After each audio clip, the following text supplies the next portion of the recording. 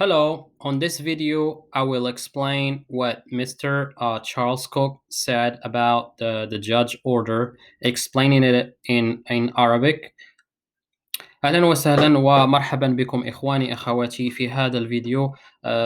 هذا فيديو بث عمله المحامي تشارلز كوك من المحامين الذين كانوا يدافعون بشراسة عن قضية القرعة، ويرجع له الفضل الكثير في عدة أمور بخصوص يعني فتح أعين القاضي لعدة أمور لم يكن يعرفها بالحسبان.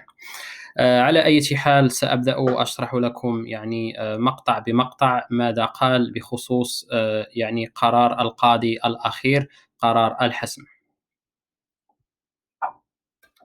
Our case. All right. What does Judge Mehta's decision mean for people? يعني ماذا يعني قرار القاضي لبعض الناس. All right. Let's talk about people in order. So Judge Mehta reserved another 9,000 plus visas. Now, Department of State has issued in some of their public statements, we know supposedly they've issued 15,000 DVs before the end of the year and change, 15,000 DVs. The judge reserved 9,000 beyond 13,000. So there's only about 7 or 8,000 more DVs to issue. Now, the judge said that the priority is plaintiffs, but most plaintiffs have theirs. So these are 7,000 non-plaintiffs that the judge is talking about. He didn't give an order, but you have to presume that the Department of State will go in rank order. So if your number is يقول هنا لقد حفظ القاضي عدد تأشيرات 9095 تأشيرة، إضافة على ذلك تأشيرات الحكومة التي أصدرتها يعني 15401 تأشيرة. يعني سيتم إصدار 7000 تأشيرة. يعني جميع الناس مع المحامي استكملوا عدد التأشيرات. يعني سيبقى 7000 فقط للأشخاص الغير مع المحامي. يعني بصفة عامة يقول بأن الناس كلهم سيستفيدون من هذا الأمر. ويعني القاضي لم يعطي ترتيب، يعني ترك للحكومة الأمر التي ستقوم بهذا الأمر. 50,000. You're probably not going to get touched by it. You're probably not going to benefit from this. Hold on, don't go crazy. ويقول لك إذا كان رقمك 50,000، يعني الكيس نمبر تاعك 50,000، فلن يصلك دورك. ويقول لك لا تنزعج وتمالك أعصابك. I'll get to that. All right. I'm just trying to be specific here about what and who is affected. If you have been interviewed and you didn't get issued the visa before your end, you will be one of the 7,000, all right, or 8,000 or 9,000, whatever's left. If you had previously been interviewed but didn't get re-interviewed, you're probably going to be covered. If you had been scheduled for an interview but not interviewed, you're probably covered.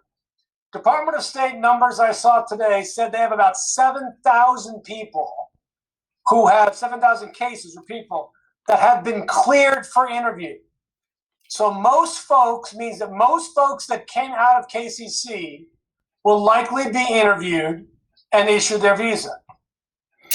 هنا سأشرح. يقول إذا كان عندك يعني قد حصلت على موعد ولم تحصل على تأشيرة، ستكون ضمن هاد الأشخاص الذين سيستفيدون.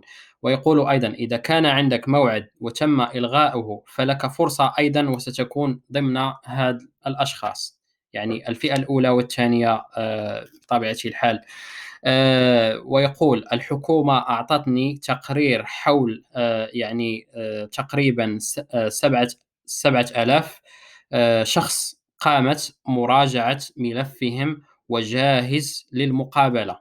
يعني غالبا الناس الذين ملفهم جاهز سيحظون يعني مرة أخرى بفرصة أخذ التأشيرة. If your case is still at the KCC, you're probably not going to be covered by.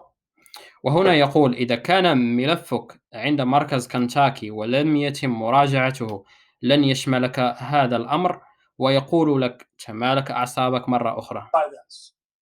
Now, relax. Don't go crazy yet. All right. Doesn't mean you give up yet. That's one. Okay. That's the group we're talking about. Two, when. Now, last I said calm. I'm reversing that now. The final part of the judge's order indicates that the Department of State likely does not have to process any cases until he issues a final judgment. That's okay. That's not bad for you, because that means your visa will be issued likely later in the fall, early winter, so late December, starting through January, which means the proclamation would have expired. هنا يقول قد كنت قلت في السابق اتصل بمركز كنتاكي واتصل بالسفارة ويتراجع على هذا الأمر ويقول الحكومة لن تقوم يعني بالأمر بإصدار هذا الأمر، يعني بإصدار التأشيرات حتى يصدر القاضي الحكم النهائي. هذا لا يعني أنه ليس في مصلحتك هذا الأمر، يعني طبيعة الحال يقول هذا الأمر ليس في مصلحتك هذا الأمر بطبيعة الحال. All right, now I have talked previously. You've heard me say, if Trump wins, nobody's coming. These proclamations notwithstanding, we will fight for them. We will try to get them set aside. But really, you have to understand, if Trump wins, this is a nightmare. Now, if Trump loses, he is probably going to extend the proclamation again before the end of the year. But when President Biden would take over, he'd immediately suspend the proclamation, which I believe he would, which means then you could just come in the country. So the time is not unhelpful to us. You don't need the visa today. Now, the sucky part, the terrible part, is you want to get on with your life. You want to know what you're going to do. But oddly enough, you're not going to know that till after the election anyway. So you're not really going to know or understand the impact on your case until after November 3rd. So just relax for Dv2020. هنا يقول لنا يعني هذا الأمر سيكون حتى نهاية السنة. هذا يعني في هذا يعني حتى نهاية قرار المنع، يعني ستنتهي مدة صلاحيته. ويقول أيضا قد قلتها سابقا، إذا فاز الرئيس ترامب لا أحد سيدخل إلى أمريكا. هذه القضايا سندافع عنها. يقول بخصوص القرعة الأمريكية، يقول يعني فوز الرئيس ترامب كابوس للهجرة. عند فوز الرئيس ترامب سيمدد قرار المنع. ويقول أيضا لو ربح بايدن سيلغي قرار المنع. ويقول وأنه متأكد بطبيعة الحال ويدعم الرئيس بايدن سيفعل ذلك. Now, that said, we're still short 25,000, 30,000 visas. All right. ويقول أيضا يعني بخلاصة يعني لا تحتاج، يعني بخلاصة الأمر يعني لا تحتاج الفيزا الآن لأنه لا يمكنك السفر بها. ويقول لك تمالك أعصابك يعني تمالك أعصابك بهذا المعنى. يقول نعلم أننا ناقصين العدد من حيث التأشيرات. ماذا سنفعل عند فوز الرئيس بايدن؟ What we are going to do, if there is a President Biden that takes over, and perhaps this case is not done yet, that is not a bad thing for you. That allows us to negotiate with a different Department of Justice, a different policy. Do you understand? We will ask for all the visas. And now that the court has said I can reserve the visas, then they can issue all of them. And at the same time, we're going to be asking Congress, which would hopefully be a democratically controlled Congress, to allocate all of those Dv2020 visas. All right. هنا يقول ماذا سنفعل عند فوز بايدن. ربما هذه القضية لم يتم الحسم فيها، يعني قضية القرعة الأمريكية. لذلك هذا يعطي لنا الأمر لمداولة إلى مصلحة أخرى، أي إلى العدالة، إلى القانون الجديد. يقول لك هل فهمتني؟ سنطالب بكل التأشيرات، يعني كل التأشيرات، يعني 50% الباقية، يعني 25 سيخرجون، ثم سيطلب كذلك بالباقي التي لم تعطي لنا الحكومة فعلا بإمكانها حفظ التأشيرات، لكن سنطالب من مجلس الكونغرس، ويتمنى أن يكون المجلس يعني الحكم المتحكم فيه ديمقراطي، للحكم لكل التأشيرات، ويقول هذا هو مخططنا. There you are. That's our plan going forward. Hold off. Don't contact the KCC. Don't contact the consulate yet. Let's wait and see what's going to go on here with the court. We're going to fight for all of them. A group of you are going to get your visas first. We're going to fight for everybody else to get their visas up to the max. And we're going to really hope that the election turns out. I want you to know I'm doing my part. I'm contributing to Biden. I'm working for Biden. In particular, Biden. If you have relatives in America and they're not voting for Biden, then you can blame them if Trump wins. They're the reason you didn't come. Maybe they don't want you to come. I don't know, but that's where you are. So that answers almost all the questions I've gotten today. ويقول أيضا يعني هذا هو مخططنا، ويقول لك لا تتصل بالسفارة ولا تتصل بمركز كنتاكي، يعني انتظر من المحكمة، ينتظر من المحكمة مجموعة منكم. يقول مجموعة منكم سيأخذون التأشيرة ومجموعة أخرى سندافع عنكم، ويتمنى يعني من الانتخابات أن تكون عادلة لصالحنا، يعني للحزب الديمقراطي. ويقول أنا قد قمت بواجبي وسأقوم بواجبي، سأصوت لصالح بايدن.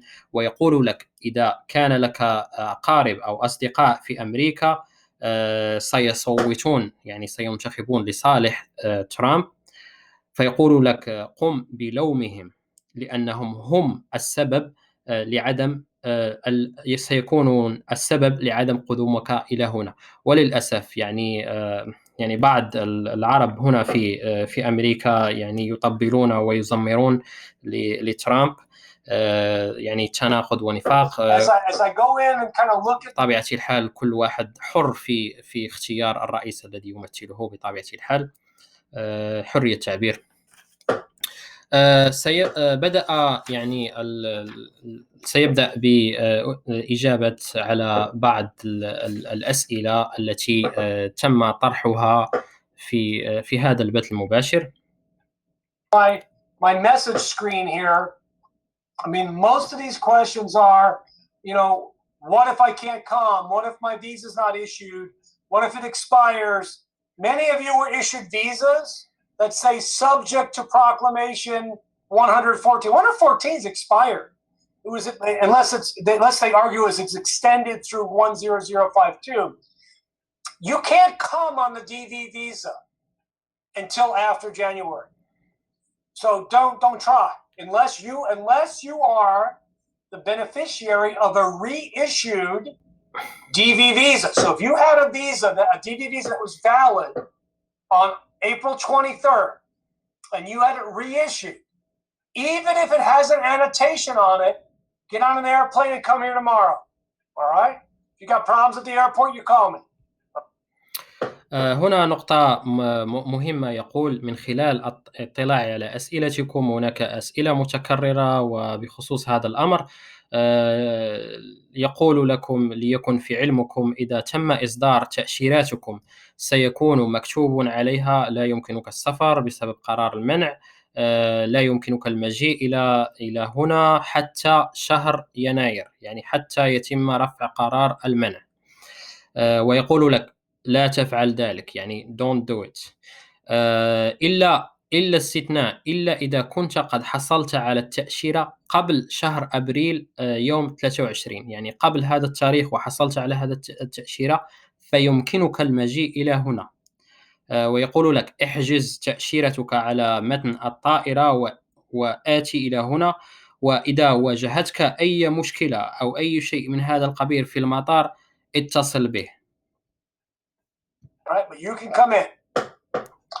If you didn't have a valid visa, it expired before April 23rd, then you have to wait till January. Right, that's how I understand this visa. Now, that's that. All right, now I want to answer some of your questions here, so I'm going to go to our Skype machine. I mean our StreamYard machine, and go to. من بين الأسئلة التي سألوه الناس، من سؤال كالتالي: يقول متى سيتم مراجعة ملفي من طرف مركز كنتاكي؟ يقول لا أعرف، ربما لن يتم مراجعة ملفك. هذا كان جوابه. نفس سؤال تقريبا شخص يسأل ويجيبه يعني بخصوص هذا الأمر، يقول له لن يتم مراجعة ملفك حتى يصدر القاضي قرار النهائي، ربما شهر أو شهرين أو 3 أشهر. يعني يقول له يجب الانتظار. أعرف أنه الأمر، يعرف أنه الأمر جد صعب بخصوص هذا الأمر. سؤال آخر يقول ماذا سيحدث للأشخاص الذين ليس لهم محامي؟ يعني خلاص لا، يقول بخصوص هذا، يجيب على هذا السؤال ويقول خلاص لا يوجد لائحة ترتيب لإعطاء الأولوية في خلال هذا القرار الأخير. الكل مستفيد من هذا القرار، يعني حسب الترتيب الأمر. السفارات لن تصدر أي شيء حتى يعطي القاضي الأمر، يعني حتى 90 يوما تقريبا، ويقول لك تمالك أعصابك وارتاح. القاضي لن. سؤال آخر يقول سألوه ويقول ويجيب عنه ويقول القاضي لن يضاعف الرقم التأشيرات، يعني لن يقوم بزيادة التأشيرات. والشخص آخر يسأل ماذا بخصوص إجراء إداري، يعني بالنسبة الناس الذين عندهم إجراء إداري. يجيب على هذا السؤال عندما سيتم الانتهاء من الإجراء الإداري بإمكانك الحصول على التأشيرة، يعني في تقرير من الحكومة. يعني يقول ويجيب كان وصله تقرير من الحكومة يقول أن هناك تقريبا 18 إجراء إداري، ويقول هذا غير صحيح، يعني يقول الأمر يعني كثير. ويقول 90% سيكون يعني هذا العدد 9095 تأشيرة، يعني 90% منهم سيكون للجميع الفائزين بالخصوص. الآن سؤال مهم جدا بخصوص قرعة 2021. Thank you, Kareem, for a great quote. Donald Trump wasn't descended from immigrants. I think he came out of a test tube. When I called 2 weeks ago, hello, joint case processing, Nancy, we're just going to have to wait at this point. All right? That's why I can't answer individual answers anymore, because there's nothing to answer. People just have to wait. That's why I'm doing this today. Let's see, case refused. So just keep waiting, Adrian. Just keep waiting. Now, I want to now talk about Dv2021. So here's the deal. It appears from different responses that we've seen from KCC and some consulates that the Department of State is taking the position that they are not issuing any visas until January. That's illegal. They just lost that case. So we're going to gather. We're going to have a call next week, a plaintiff's call for Dv2021. So watch my Twitter. I'm sure you have a Facebook page. Watch Britt Simon. We're going to have a call, and we're going to decide how we're going to handle that litigation. Because apparently they want to be sued again. And we're not going to wait till July. We're not going to wait and lose all the whole year. We're going to go ahead and we're going to sue their butts. And we're going to make them explain to a judge on a case that they just lost on why they're doing the same thing again. All right? So now in that case, we're going to have plaintiffs. And we will likely do a class action as well. But, you know, time of doing stuff for free is over. We're going to do some of it, you know, I have to get paid eventually for something. But it'll be a minimal fee. But we're going to work, I think, with Ayla on this. We want to do, because we want to do it as a class action. That means it takes a little bit longer. That means everybody benefits. But it also means everybody pays a lot less. So the Dv2021, I want you to watch the Twitter machine. We'll put a notice up on this, and we will fight for you. We're about to move forward on our O1 litigation. We're going to fight for F2As and IR5s. That's next as well. So the litigation team, Greg Siskin and I, and Jeff Joseph, our firms, along with Ayla, we are going to fight for this. All right. And I think we'll have other compatriots that join us in this. So يعني يقول يبدو من خلال معطيات مركز كنتاكي لن يتم إصدار تأشيرات بخصوص قرعة 2021 حتى شهر يناير. يعني يقول يعني الحكومة تستمر في التماطل في إصدار التأشيرات، ويقول المحامين سنجتمع حول موضوع نقاش القرعة 2021. سنناقش كيف سنتعامل مع قرعة 2021. يقول أيضا يبدو أن الحكومة مستعدة لنا لنرفع قضية أخرى ضدها، ويقول لن ننتظر حتى نهاية يعني شهر يوليوز، يعني نفس الشيء الذي وقع مع قرعة 2020. رفعت الدعوة القضائية في هذا الشهر. يقول لن ننتظر حتى هذاك الشهر، بل سنرفعها حالا. ويقول سنقوم برفع دعوة قضائية ضدهم. سنشرح للقاضي أنهم خسروا القضية الأولى، وها هم أيضا الآن يفعلون نفس الشيء. ويقول أيضا سيكون لدينا يعني منخرطين وناس سندافع عنهم هذه المرة. سيقول هذه المرة سأقوم بطلب مبلغ صغير يعني من أجل الدفاع عن هذا القضية والوقوف مع الناس. كما تعلمون مستر تشارلز كوك يدافع بالمجان ضمن هيئة آيلا على القضية القرعة الأمريكية 2020. يقول أيضا سنشتغل مع هيئة آيلا وبعض المحامين. ويقول أيضا سنقوم بإعلان عن هذا الأمر في موقع تويتر. وأيضا يضيف ويقول سندافع أيضا عن لم الشمل، يعني فيزا نوع تأشيرة فيزا F2A و ER5. يقول لكم أنهم نحن هنا من أجلك. إذا كان عندك أمر أو قضية شخصية اتصل به، يعني يكون موكلك بهذا الأمر. وفي الأخير الفيديو هذا يقول للناس أصحاب القرعة الأمريكية 2020، يقول لكم انتظر وهدئ من أعصابك، ويعني بيقول لك خذ لك أسبرين لتهدئة أمرك. ويقول أيضا لأصحاب القرعات 2021 يقول لكم اتمموا إجراءاتكم وملفاتكم، يعني تواصل مع مركز كنتاكي لإتمام هذا الملفات. يعني عند إتمام هذه الملفات سنرفع هذه الدعوة القضائية وسندافع عنكم. إخواني أخواتي، هذا هو كل ما في الأمر أردت أن أشرح لكم، يعني بناء على البث المباشر الذي أعطاه بترجمة، يعني قمت بترجمة ما قاله حرفيا تقريبا.